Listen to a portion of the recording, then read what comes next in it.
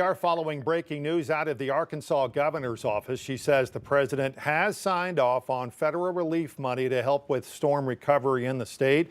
This video showing the aftermath of an EF4 in the Cave City area that happened on March 14th. It's one of the communities where the money will go. 3 people across the state died in severe weather outbreak that day. Damage reported in 17 counties from the storms. The governor sent out an announcement about the major disaster declaration in the last 30 minutes, saying FEMA will now offer individual assistance to Arkansans impacted by the storms on March 14th and March 15th. The election results are just coming into the newsroom. Arkansas voters casting ballots in special elections on a wide range of issues, including education, taxes, even safety. One of the most closely watched races was in Fort Smith. Voters say an overwhelming yes to tax reallocation issues. Voters approved extending a 3/4-cent tax passed in 2022, using it to fund the police department, consent decree work, and then paying off bonds designed to speed up consent decree projects. Voters also reauthorized a 1-cent sales tax passed several years ago solely for streets, drainage, and bridge work, and using a small part of it for other consent decree work. In Gravette, voters rejected a proposal to change how the city collects dues for the fire department. 43% of voters were in favor of the plan, which would have meant fire dues would have been collected with property taxes. The Gravette Fire Department serves more than 3,000, but say fewer than half right now pay these dues. In Gentry, voters approved a new millage tax to help the school fund repairs. 62% of voters in favor of that plan. School district says the money will go to help fund plans building new classrooms and improving facilities. Several communities also decided on school board races. Now you can view more on that and tonight's full election results on our website and the free 5 News smartphone app. New tonight, court documents reveal the man accused of stabbing 2 Sebastian County deputies last week is also accused of threatening a deputy just days before that attack. John Cole was already facing murder charges in Fort Smith when detectives say he attacked 2 deputies with a shank. Cole was already serving a prison term for murder in Arizona.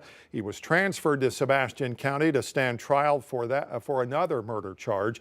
According to court documents, a judge denied Cole's motion to be transferred to a different jail. The court also found Cole in contempt for an alleged threatening remark he made toward Lieutenant Brandon McCaslin during a hearing. McCaslin and Deputy Jacob Marr were both injured in that attack. McCaslin was treated and released from the hospital on the day of the stabbing last Friday. Marr went to surgery after being stabbed in part of his heart.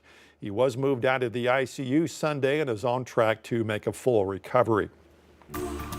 Tonight, we share the story of a Bella Vista man whose journey from teenager to war hero spanned nearly 50 years. Well, now, at 100 years old, he's going back to France, the place where he helped change the course of history.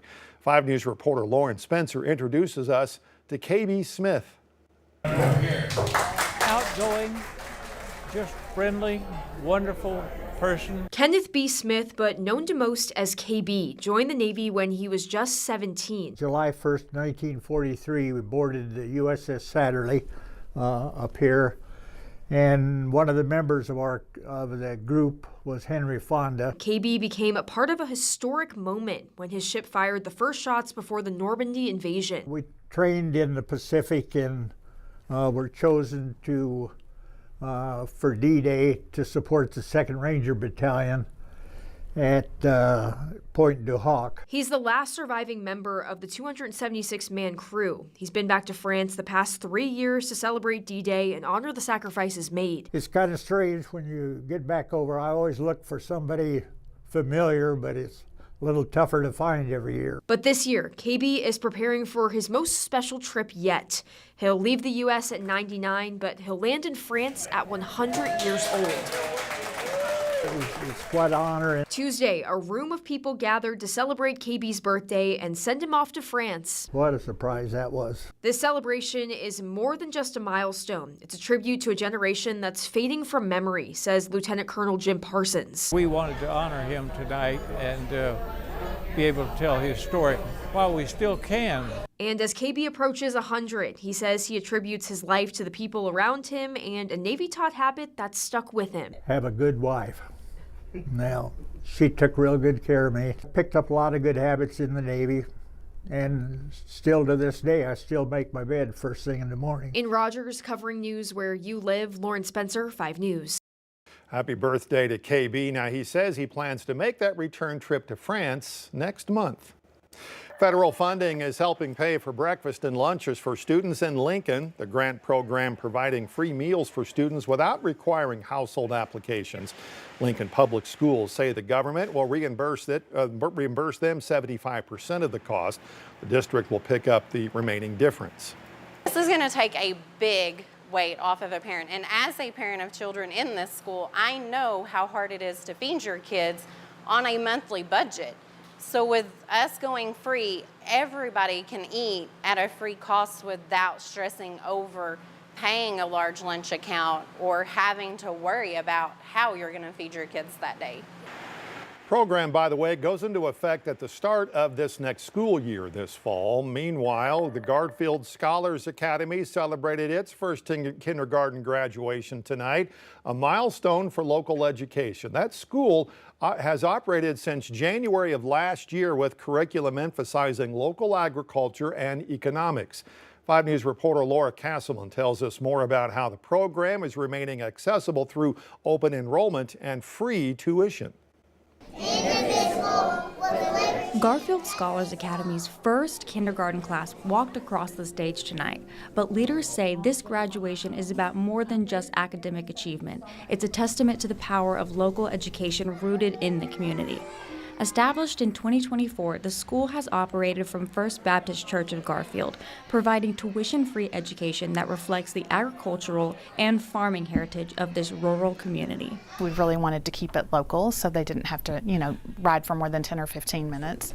And this is an agriculture community. We follow the state standards as far as teaching and learning goals, but we also developed our own curriculum that's called the TEAMS curriculum, and it's technology, economics, agriculture, math, and science. And so we have a dedicated time each day, and students get to learn about where their food comes from and how to become entrepreneurs. Kindergarten teacher Christy Cox says the school allows students to gain more hands-on learning throughout the year. We had hydroponics in our classroom, so we talked about how plants were fed through their roots, and I could lift up the roots and show them and the water that it grew in, and then we took them up to the greenhouse and planted them and watched everything grow. It's just been amazing. Creating an engaging learning environment that can be seen in students and teachers.